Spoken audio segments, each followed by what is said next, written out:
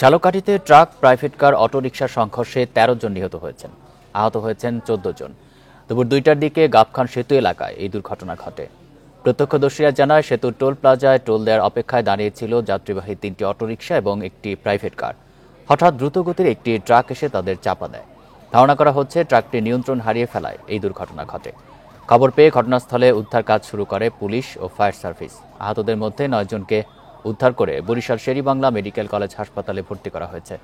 বাকিরা স্থানীয় হাসপাতালে চিকিৎসাধীন।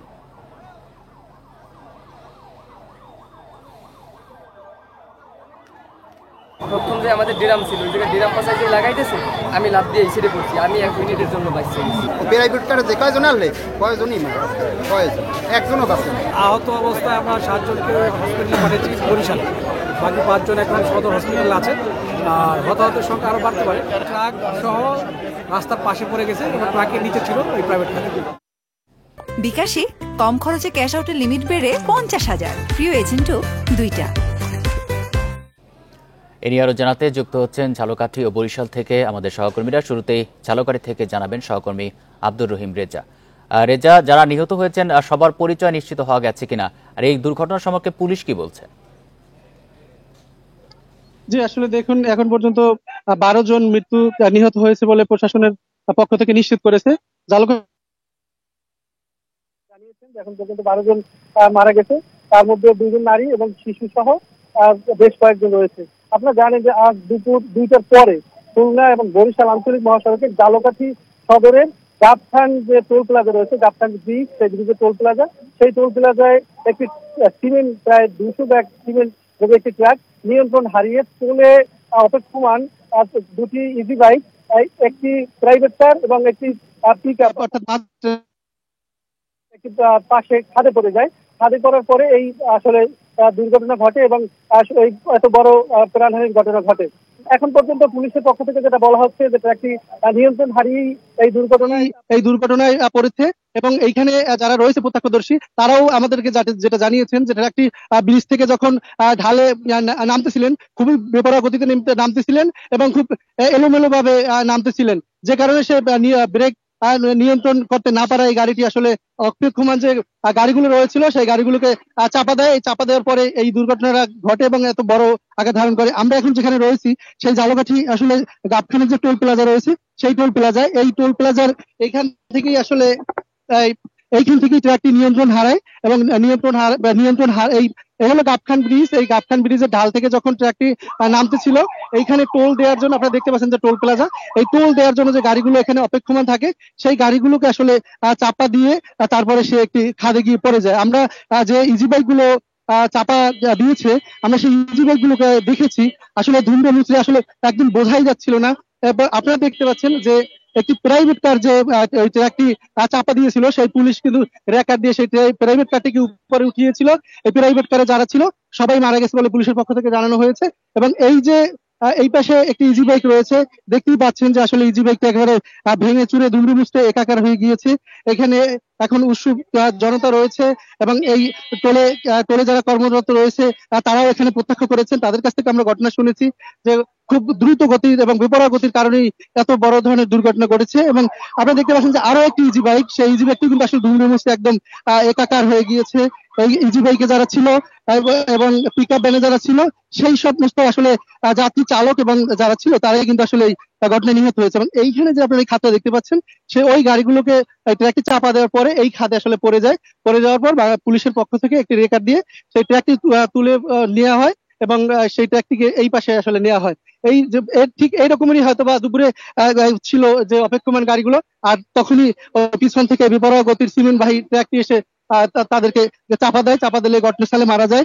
প্রশাসনের পক্ষ থেকে বিষয়টিকে তদন্ত করে দেখছে এবং এখানে পুলিশের ঊর্ধ্বতন কর্মকর্তা রয়েছে। বেশ কিছু সময় আসলে সড়ক অবরোধ ছিল এই দুর্ঘটনার পর। ধারণা করা হচ্ছে যে ট্রাকটি ব্রেক ফেল করার কারণে এই দুর্ঘটনা ঘটেছে। পুলিশ আসলে এই বিষয়ে কি বলছে, কি কারণে আসলে এই দুর্ঘটনা? পুলিশের পক্ষ থেকে সেটাই বলা হচ্ছে যে এখান থেকে যখন ট্রাকটি নামতেছিল ঢালে, তখন তার গতি এবং তার যে মুভমেন্ট সেটা দেখে আসলে বোঝা যায় যে গাড়িটি ব্রেক ফেল করেছিল। ব্রেক ফেল করার পরে কিন্তু এই দুর্ঘটনা ঘটেছিল এবং প্রথম সে এইখানে রাস্তায় আঘাত হানে পরে কিন্তু সমস্ত গাড়িগুলো আসলে দুমড়ে মুচড়ে ফেলে দেয়। দুমড়ে মুচড়ে ফেলে দেওয়ার পর নিজে খাদে গিয়ে ট্রাকটি পড়ে যায়। তবে যারা নিহত হয়েছে এখন পর্যন্ত তাদের পরিচয় আসলে ওইভাবে প্রশাসনের পক্ষ থেকে নিশ্চিত করা হয়নি। এখনো তারা যাচাই বাছাই করতেছেন। আহত যারা রয়েছে তাদের মধ্যে ঝালকাঠি সদর হাসপাতালে কয়েকজন রয়েছে এবং বরিশাল শেরেবাংলা মেডিকেল কলেজ হাসপাতালে কয়েকজন রয়েছে। আপনারা দেখতে পাচ্ছেন যে এই ট্রাকটিকে আসলে পুলিশে যানচলাচল স্বাভাবিক করার জন্য সেই সিমেন্ট বোঝাই সেই ট্রাকটিকে এখানে রাস্তার এই টোলের একটু পাশে এসে রাখা হয়েছে এবং সেইখানে কিন্তু ট্রাকটি রাখা হচ্ছে। ট্রাকটির সামনের একটু অংশ ক্ষতি হলেও যে এরকম ভাবে ওই ছোট যানগুলোকে চাপা দিয়েছে এবং দুমড়ে মুচড়ে গিয়েছিল সেরকম কিন্তু আসলে ক্ষয়ক্ষতি হয়নি। আমরা দেখতে পাচ্ছি যে ট্রাকটির ভিতরে আসলে সিমেন্ট রয়েছে এবং এই সিমেন্ট থাকার কারণে এটার গতি বিপরীত হয়ে যায় এবং বিপরীত হওয়ার কারণে যখন দ্রুত মোট গাড়ি ছিল যে কারণে আসলে নিয়ন্ত্রণ হারা বলে পুলিশের পক্ষ থেকে প্রাথমিকভাবে ধারণা করা হচ্ছে। আর এখন পর্যন্ত যারা নিহত হয়েছেন তাদের পরিবারের পরিজনের বিস্তারিত তথ্য আমরা পাইনি। আমরা সেটাও জানার চেষ্টা করবো এবং বিস্তারিত দর্শকদেরকে জানাবো। এই ছিল আসলে ট্রাকের চালক বা হেল্পারের মধ্যে কেউ আহত বা নিহত হয়েছেন কিনা, নাকি তারা পালিয়ে গেছেন?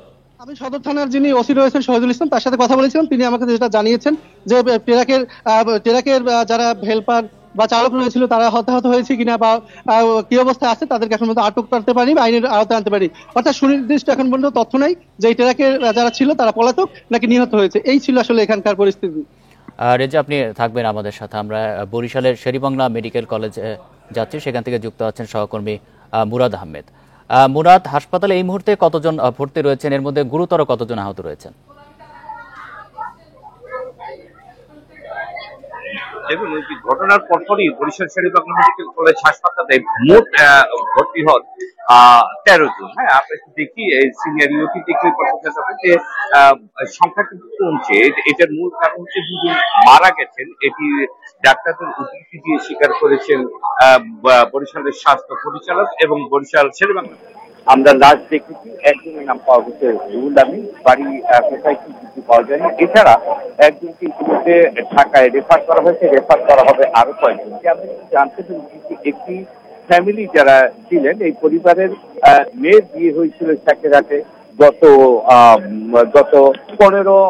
15 এপ্রিল। তো আজকে তারা 59 সেখানে যাচ্ছিলেন। তো এই যাবার পথে চারটি ইজি বাইক বা এই জাতীয় কোনো যান নিয়ে অটো নিয়ে এরা রওনা হয়েছিলেন। এই তিনটি এই দুর্ঘটনার খবরের পরে একই পরিবারের 4 জন মারা গেছে, উন্নতির অবস্থা কিন্তু আমরা একই পরিবারের 4 জন মারা গেছে, উন্নতির অবস্থা কিন্তু আমরা এখানে যারা আহত হয়েছে তাদের অবস্থাও দেখছিলাম এবং ওই তাদের আত্মীয় স্বজনদের অবস্থাও দেখছিলাম। এদের কিন্তু ম্যাক্সিমাম পিঠের হাড়, বুকের হাড়, হ্যাঁ, এই সব জায়গায় বড় আঘাত রয়েছে, মাথায় আঘাত রয়েছে। তো এখন এদেরকে প্রাথমিক চিকিৎসা যেটুকু বলা হচ্ছে সেটুকু দেওয়া হচ্ছে।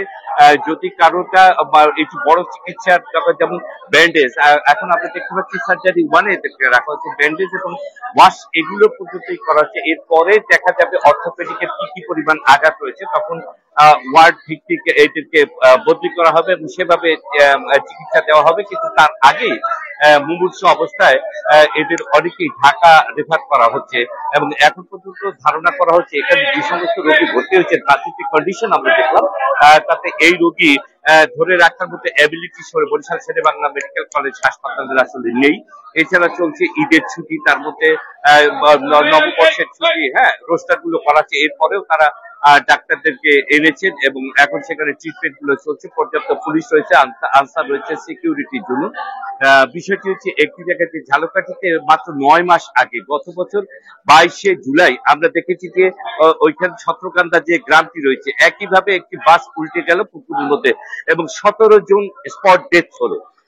আমরা এই ঝালকাঠিতে এবং প্রায় কাছাকাছি এলাকায়, ঝালঝিরি এলাকায় ঘটনা, আজকে হলো গাবখান এলাকায় ঘটনা, প্রায় কাছাকাছি এলাকায় ঘটনা ঘটলো। 9 মাসের মধ্যে কিন্তু মৃত্যুর হারটা একটু দেখেন, এই আজকে প্রায় 13 আর সেদিন তারা কাছে 17। আজকে মৃত্যুর সংখ্যা বাড়ার সম্ভাবনা খুব বেশি।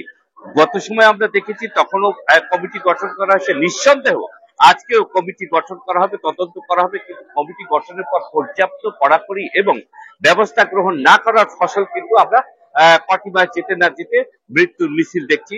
ঝালকাঠি খুলনা রোডগুলোতে। তো এখানে এখন আবার মেডিকেল কথা ফিরে আসি, যে মেডিকেলের যিনি পরিচালক তিনি বলছেন যে সার্বিক সব ব্যবস্থা গ্রহণ করা হয়েছে, যথার্থ যে ট্রিটমেন্ট এগুলো দেওয়া আছে এটা ওনারা বলেছেন, কিন্তু বাস্তব অবস্থা হচ্ছে যে এদেরকে ধরে রাখা এখানে খুব কষ্টকর হবে। এই হচ্ছে এখানকার সর্বশেষ। ঝালকাঠি এবং বরিশাল থেকে জানাচ্ছেন আমাদের সহকর্মীরা।